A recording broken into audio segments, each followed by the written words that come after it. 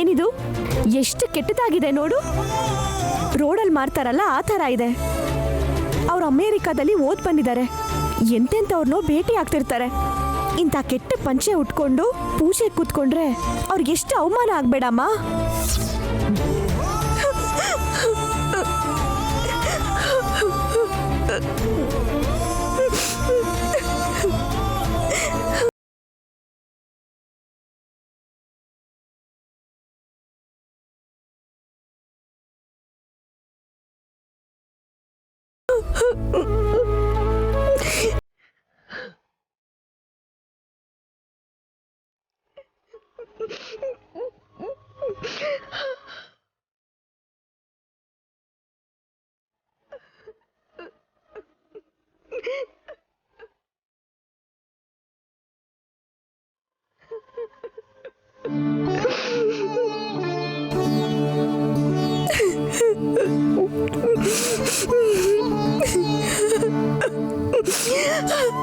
ಯಾಕೆ ಅಳ್ತಿದ್ಯಾ ಅಂತ ಹೇಳು ನೈನಿ.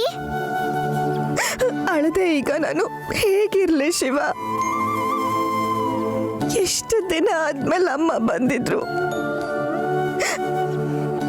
ಅಮ್ಮನ್ನ ಪ್ರೀತಿಯಿಂದ ನೋಡ್ಕೊಳ್ಳೋದ್ ಬಿಟ್ಟು ನಾನು ಅವ್ರಿಗೆ ಬೇಜಾರು ಮಾಡಿ ಕಳಿಸ್ಬಿಟ್ಟೆ. ಅಮ್ಮ ಊರಿಗೆ ಹೋದ್ಮೇಲೆ ಕೂಡ ನಡೆದಿರೋ ವಿಷಯನ ನೆನೆಸ್ಕೊಂಡು ಬೇಜಾರು ಮಾಡ್ಕೊಂಡಿರ್ತಾರೆ ಶಿವ. ಬೇಜಾರ್ ಮಾಡ್ಕೊಳ್ಳಲ್ಲ ನೈನಿ, ಯೋಚನೆ ಮಾಡ್ತಾರೆ, ಆಮೇಲೆ ಅರ್ಥ ಮಾಡ್ಕೋತಾರೆ. ಹೇಗೆ ಅರ್ಥ ಮಾಡ್ಕೋತಾರೆ ಶಿವ? ಹೇಗಂದ್ರೆ ನಮ್ ನೈನಿ ಅಂದ್ರೆ ಏನಂತ, ನೀನ್ ಒಳ್ಳೆಯವಳಂತ ತಾತಂಗೆ ಶ್ಯಾಮ್ಲಕ್ಕಂಗೆ ಗೊತ್ತು.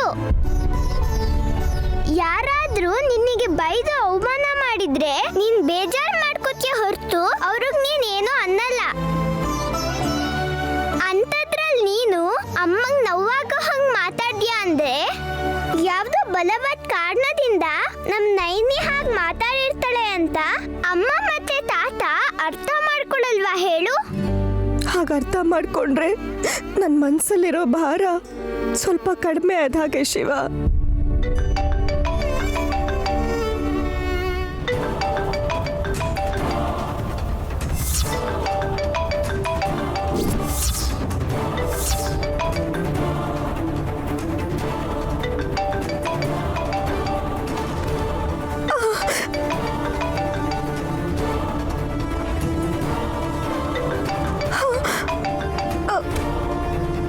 ಟೆನ್ಷನ್ ಯಾಕೆ ಮಾಡ್ಕೊಂಡೆ? ಏನಾಯ್ತು ನೈನಿ?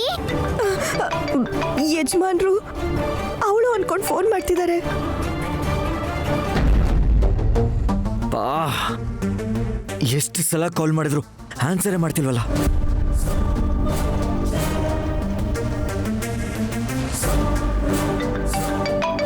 ಅಯ್ಯೋ, ಯಜಮಾನ್ರು ಮತ್ತೆ ಫೋನ್ ಮಾಡ್ತಿದ್ದಾರಲ್ಲ. ಏನ್ ಮಾಡ್ಬೇಕು ಗೊತ್ತಾಗ್ತಿಲ್ವಲ್ಲ. ಫೋನ್ ಎತ್ತಿ ಏನಾದ್ರೂ ಒಂದ್ ಮಾತಾಡು ನೈನಿ, ಇಲ್ಲಾಂದ್ರೆ ವಿಶಾಲ್ ಯಜಮಾನ್ರಿಗೆ ಖಂಡಿತ ಡೌಟ್ ಬರುತ್ತೆ. ಆಗ ನಿನ್ಗೆ ಕಷ್ಟ ಆಗುತ್ತೆ.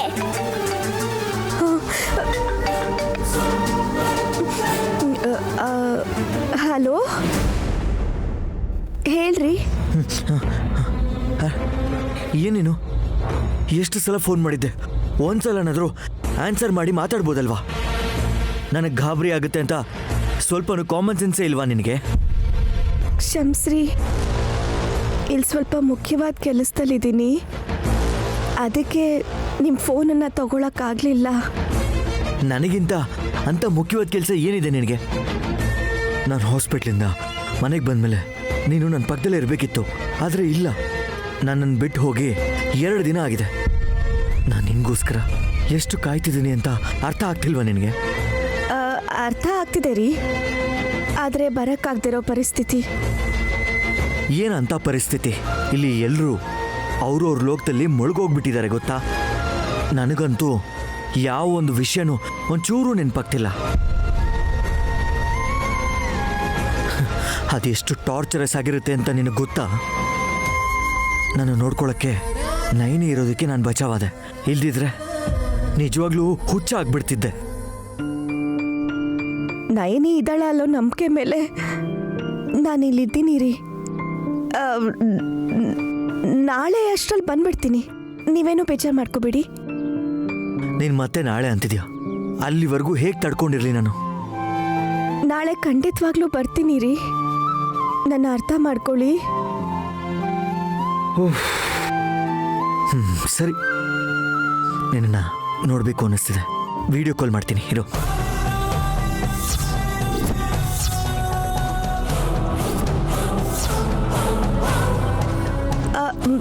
ಏನು ವಿಡಿಯೋ ಕಾಲಾ?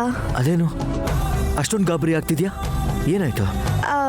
ಅಂದರೆ ಇಲ್ಲಿ ಎಲ್ಲರೂ ಇದ್ದಾರೆ. ಇದ್ರೆ ಏನು? ಅಂದರೆ ನೀವು ನನಗೆ ವಿಡಿಯೋ ಕಾಲ್ ಮಾಡಿದ್ರೆ ನೀವು ನನ್ನ ಅನುಮಾನಿಸ್ತಿದ್ದೀರಾ ಅಂತ ನಿಮ್ಮ ಬಗ್ಗೆ ಇಲ್ಲೆಲ್ಲರೂ ತಪ್ಪಾಗಿ ತಿಳ್ಕೊಳ್ಳೋ ಸಾಧ್ಯತೆ ಇದೆ ರೀ. ನಿಮ್ಮ ಬಗ್ಗೆ ಹಾಗೆಲ್ಲ ಅಂದ್ಕೊಂಡ್ರೆ ನನಗೆ ಅದಕ್ಕಿಂತ ನೋವು ಬೇರೆ ಇಲ್ಲ ರೀ. ನೀನು ನೊಂದ್ಕೊಂಡ್ರೆ ನಾನಿಲ್ಲಿ ನೆಮ್ಮದಿಯಾಗಿರೋಕ್ಕಾಗಲ್ಲ. ಪರವಾಗಿಲ್ಲ, ನಾಳೆ ಬರ್ತಿದ್ದೀನಿ ಅಂತ ಹೇಳ್ತಿದ್ದಲ್ಲ, ನಾಳೆ ಏನಾದರೂ ನೀನು ಬರದೇ ಇದ್ದರೆ ನಾನೇ ಅಲ್ಲಿಗೆ ಬಂದುಬಿಡ್ತೀನಿ, ನೆನ್ಪಿಟ್ಕೊ. ಸರಿ ರೀ. ಹೌದು, ಒಂದು ವಿಷಯ ಕೇಳೋದನ್ನ ಮರ್ತೇ ಬಿಟ್ಟೆ. ನೀನು ನನ್ನನ್ನು ಯಜಮಾನ್ರೆ ಅಂತ ಕರಿತಿದ್ದೆ ಅಂತಲ್ವಾ? ಮತ್ತು ಇವಾಗೇನು ರೀ ಅಂತ ಕರಿತಿದ್ಯಾ? ಅಂದರೆ ಸುತ್ತಲೂ ತುಂಬ ಜನ ಇದ್ದಾರೆ, ಅದಕ್ಕೆ. ಪರವಾಗಿಲ್ಲ, ಒಂದ್ಸಲ ಕರಿ.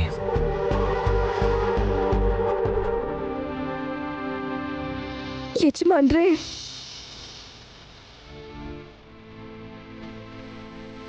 ಇದೇನಿದು? ನೀನು ಹಾಗೆ ಕರಿತಿದ್ರೆ ಥೇಟ್ ನೈನಿ ಕರೆದಾಗೆ ಇದೆಯಲ್ಲ.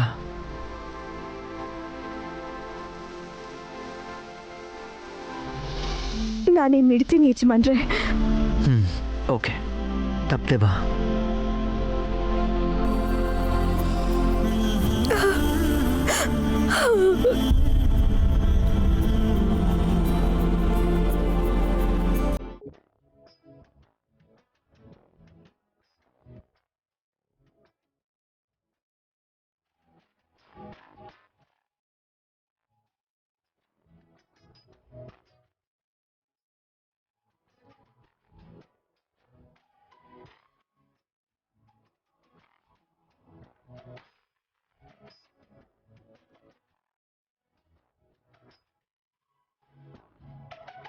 ಚಿಕ್ಕ ಯಜಮಾನ್ರೆ, ಮಲ್ಲಿಗೆ ಹೂವ ಓಕೆ, ಆ ಬಾಕ್ಸ್ ಯಾಕೆ? ಹಲ್ವಾ? ನಿನ್ನೆ ಏನೋ ಬೇಜಾರ್ ಮಾಡ್ಕೊಂಡು ಆ ಕಡೆ ತಿರ್ಕೊಂಡು ಮಲ್ಕೊಂಡಿದ್ರು, ಇವತ್ ನೋಡಿದ್ರೆ ಮಲ್ಲಿಗೆ ಹೂವು ಹಲ್ವಾ ತಂದಿದ್ದಾರೆ. ಆದ್ರೂ ಇಂಥ ಸುಂದರವಾದ ಹೆಂಡತಿ ಪಕ್ಕದಲ್ಲಿರುವಾಗ ಇವರು ಎಷ್ಟೊತ್ತಂತ ಕೋಪ ಮಾಡ್ಕೊಂಡಿರ್ತಾರೆ. ಸುಮನಾ, ಸುಮನಾ, ಇಷ್ಟೊತ್ತರೆಗೂ ಚೆನ್ನಾಗೇ ಇದೆಯಲ್ಲ, ಸಡನ್ ಆಗಿ ಯಾಕೆ ಗರ ಬಡ್ದೋರ್ ಥರ ಹೀಗೆ ಸ್ಟ್ಯಾಚ್ಯೂ ಆಗಿ ನಿಂತ್ಕೊಂಡ್ಬಿಟ್ಟೆ? ನೀವೇ ನನಗೆ ಹೀಗೆ ಮಾಡಿದ್ದು. ಏನು ನಾನಾ? ನಾನು ನಿನ್ನಿಂದ 2 ಅಡಿ ದೂರನೇ ಇದ್ದೀನಿ, ನಿನಗೆ ನಾನೇನು ಮಾಡಿದೆ? ನಮ್ ಕಣ್ಮುಂದೆ ಸಡನ್ ಆಗಿ ಏನಾದ್ರೂ ಅದ್ಭುತವಾಗಿರೋದ್ ನಡೆದ್ರೆ ನಮ್ ಮನ್ಸು ಮೈ ಮರ್ತು ಆ ಅದ್ಭುತನ ನೋಡ್ತಾ ಇರತ್ತೆ.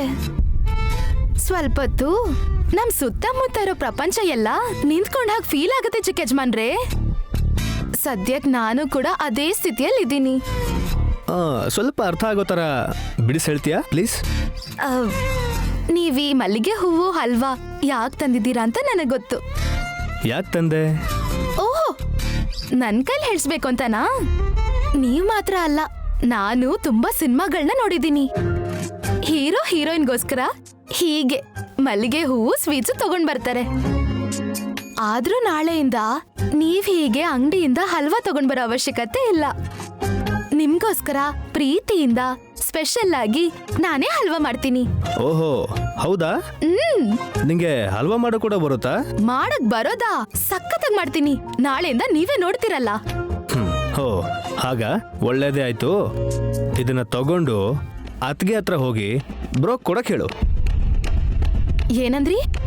ಮತ್ತೆ ಕೇಳ್ತಿದೀಯಲ್ಲ, ನಿನ್ನ ಕನ್ನಡ ಅರ್ಥ ಆಗಲ್ವಾ? ತಗೊಂಡು ಹೋಗಿ ಅತ್ಗೆ ಕೊಡು, ಅವ್ರು ಬ್ರೋ ಕೊಡ್ತಾರೆ ಅಂತ ಹೇಳಿದೆ. ಅದ ಅರ್ಥ ಆಯ್ತು. ನಾನ್ ಕೇಳ್ತಿರೋದು ನಿಮ್ ಅಣ್ಣಂಗ್ ಕೊಡು ಅಂತ ಯಾಕೆ ಹೇಳ್ತಿದ್ದೀರಾ ಅಂತ. ಯಾಕಂದ್ರೆ ಬ್ರೋಗೆ ಹಲ್ವಾ ಅಂದ್ರೆ ತುಂಬಾ ಇಷ್ಟ, ಅದಕ್ಕೆ. ಸೊ ಹಲ್ವಾನ ಬ್ರೋಗೋಸ್ಕರ ತಂದಿದ್ದು. ಮತ್ತೆ ಈ ಮಲ್ಲಿಗೆ ಹೂವು? ಹಾ, ಹಾಲಲ್ಲಿ ದೇವ್ರ ಫೋಟೋಗೆ ಹೂವು ಹಾಕಿ ತುಂಬ ದಿನ ಆಗಿದೆ. ನಾಳೆ ಹಾಕಬೇಕು. ಕ್ಲೀನಾಗಿ ಫ್ರಿಜ್ಜಲ್ಲಿಡು.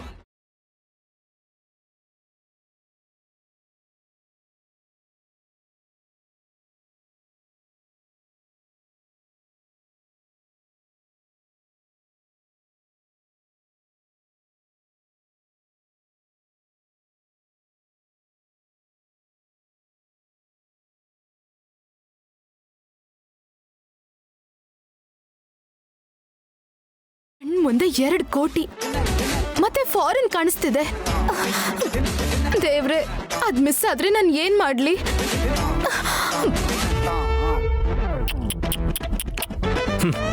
ಏನು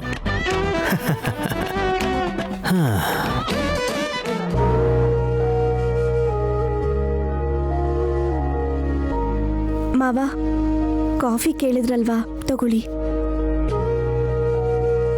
ವಿಶಾಲ್ ಊಟ ಮಾಡ್ದೇನಮ್ಮ? ಮಾಡಿದ್ರು ಮಾವ. ಮಗನೇ ವಿಶಾಲ್, ರೆಸ್ಟ್ ಮಾಡೋ ಬದಲು ಯಾಕೆ ಬಂದೆ ಕಂದ? ಡ್ಯಾಡ್, ರೂಮಲ್ಲಿ ಬೇಜಾರಾಗ್ತಾ ಇತ್ತು.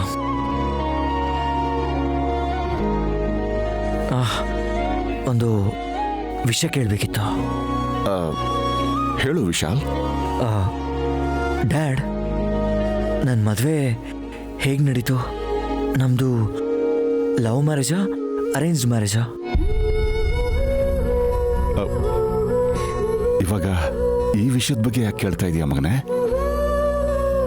ಏನಿಲ್ಲ ಡ್ಯಾಡ್, ಜಸ್ಟ್ ತಿಳ್ಕೊಳ್ಳೋಣ ಅಂತ. ಹೇಳಿ ಡ್ಯಾಡ್, ಹೇಗೆ ನಡೀತು ನಮ್ಮ ಮದುವೆ? ನನಗಿಂತ ನೈನಿಗೆ ಚೆನ್ನಾಗಿ ಗೊತ್ತು. ಅವಳಿಲ್ದೇ ಇದ್ದಿದ್ರೆ ನಿನ್ನ ಮದುವೆ ಆಗ್ತಿರ್ಲಿಲ್ಲ ಕಂದ. ಅದೇನು ಡ್ಯಾಡ್, ನೈನಿ ನಮ್ಮ ಮನೆಗೆ ಒಂದು 4-5 ದಿನ ಇದ್ದು ಹೋಗೋದಕ್ಕೆ ಬಂದಿದ್ದಾಳೆ ಅಂತ ಮಾಮ್ ಹೇಳಿದ್ರು. ಏನು ಹೇಳ್ತಾ ಇದ್ದೀರಾ ಡ್ಯಾಡ್? ನನಗಂತೂ ನೀವು ಹೇಳ್ತಿರೋದು ಅರ್ಥನೇ ಆಗ್ತಿಲ್ಲ. ಯಾಕೆ ಅಂದರೆ ಹಸೆ ಮನೆ ಮೇಲೆ ಕೂತಿದ್ದು ನೈನಿ. ಡ್ಯಾಡ್, ಏನು ಹೇಳ್ತಿದ್ದೀರಾ? ದಯವಿಟ್ಟು ಸ್ವಲ್ಪ ಅರ್ಥ ಆಗೋ ರೀತಿ ಹೇಳಿ.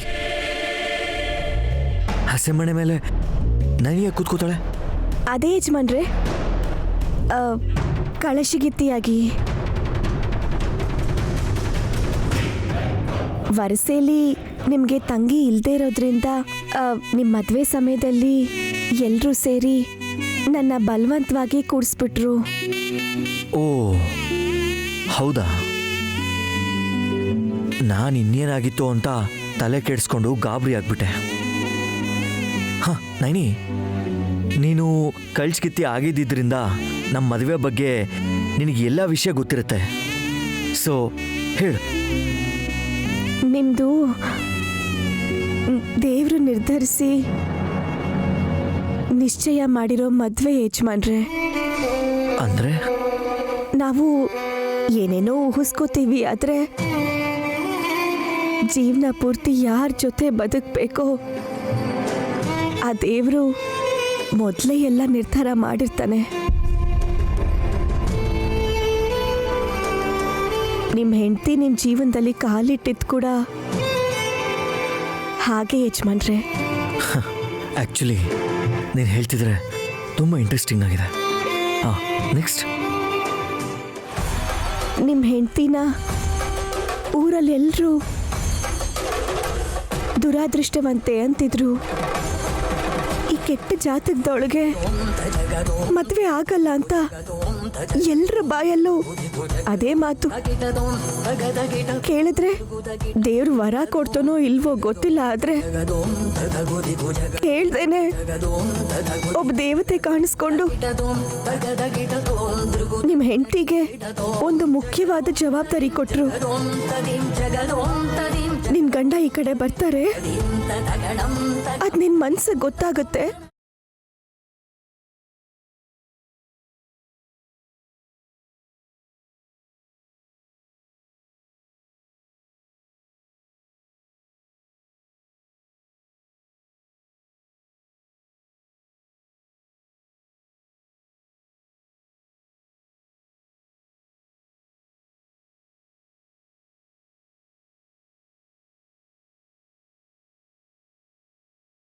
ಅಮ್ಮನವ್ರಿಗೆ ಮಾಡಿದ ಆರತಿನ ನಿನಗೂ ಮಾಡ್ತಿದ್ದೀನಿ.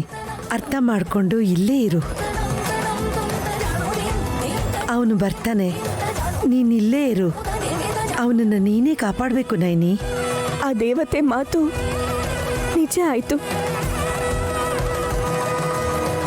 ನೀವು ನಿಮ್ಮ ಹೆಂಡತಿನ ಭೇಟಿಯಾಗಿದ್ದು, ನಿಮ್ಮಿಬ್ರು ಪರಿಚಯ ಆಗಿದ್ದು,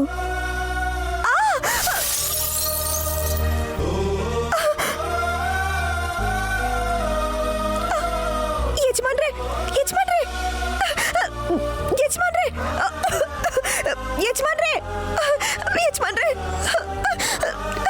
ಯಜಮಾನ್ರೆ ಯಜಮಾನ್ರೆ ಅಯ್ಯೋ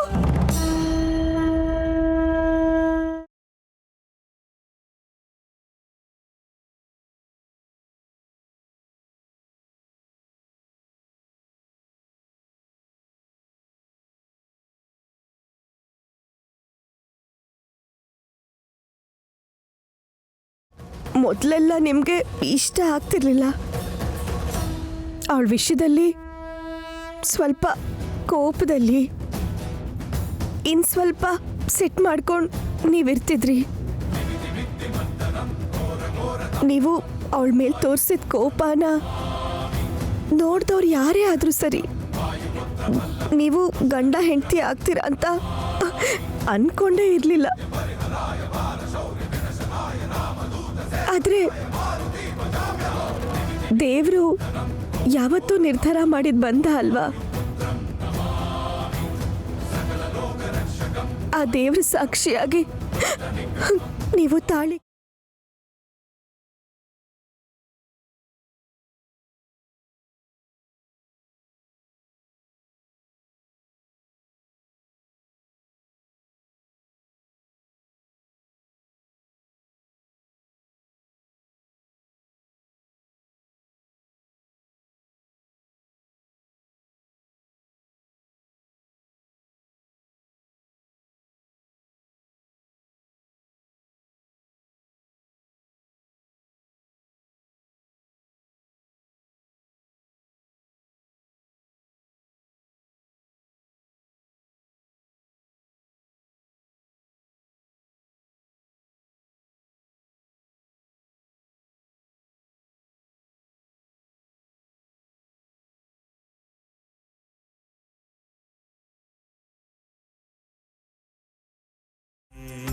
ಸೀತಾದೇವಿ ತನ್ನ ಹೆಂಡತಿ ಆಗ್ಬೇಕು ಅಂತ ಯಾವತ್ತೂ ಕೇಳ್ಕೊಳ್ಳಿಲ್ಲ. ಆದ್ರೆ ಸೀತಾದೇವಿ ಅವ್ರ ಜೀವನದಲ್ಲಿ ಬಂದ ಮೇಲೆ ಶೂರ್ಪಣಿಕೆ ಅಂತವರು ಎಷ್ಟು ಪ್ರಯತ್ನ ಮಾಡಿದ್ರು ಸರಿ, ಅವ್ರು ಮಾತ್ರ ಸೀತಾದೇವಿ ಕೈನ ಯಾವತ್ತೂ ಬಿಡ್ಲಿಲ್ಲ. ನೀವು ಕೂಡ ಅಷ್ಟೇ. ನಿಮ್ ಸಂಸಾರನ ಹಾಳು ಮಾಡಬೇಕು ಅಂತ ನಿಮ್ ಸುತ್ತ ಇರೋರೆಲ್ಲ ಅದೆಷ್ಟೇ ಪ್ರಯತ್ನ ಮಾಡಿದ್ರು ಸರಿ, ನೀವ್ ಮಾತ್ರ ನಿಮ್ ಹೆಂಡತಿ ಕೈನ ಯಾವತ್ತೂ ಬಿಡ್ಲಿಲ್ಲ.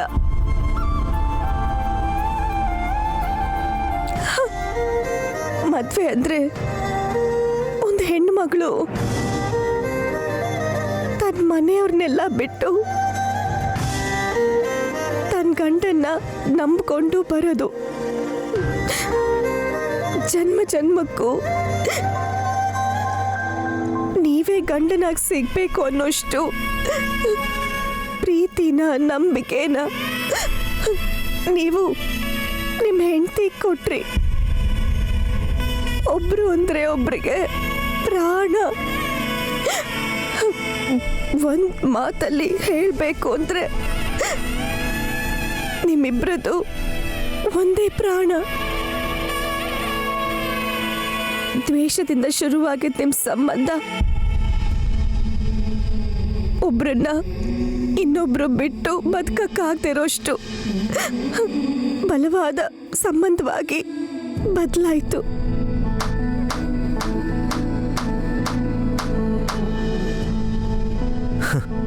ಯಾರಾದರೂ ನಮ್ಮನ್ನು ಏನಾದರೂ ಅಂದರೆ ತುಂಬ ದೂರ ಕೋಪ ಮಾಡಿಕೊಂಡು ನಾವು ಹೊರಟೋಗ್ತೀವಿ.